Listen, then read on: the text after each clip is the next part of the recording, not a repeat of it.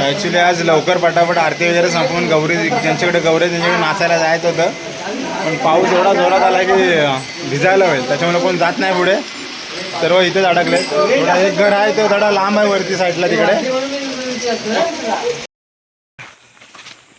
नमस्कार मंडळी, आज गौरीचा दिवस आहे आणि आपलं पोरं सर्व चाललेत आता आरतीला. 2 गट पाडलेत, एक गेला खालच्या साईडला, एक आम्ही वरच्या साईडला जातो. इकडे आहेत 7-8 जण, अजून 10-15 जण मागे आहेत.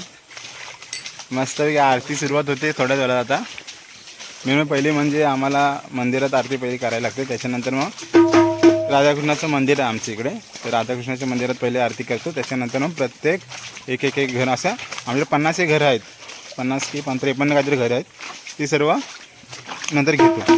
त्याच्यानंतर आज गौरी असल्यामुळे आमच्या वाडीत 6 ते 7 जणांकडे गौरी आहेत, त्याच्यामुळे 1-1.5 तास जातो नाच वगैरे सर्व करायला.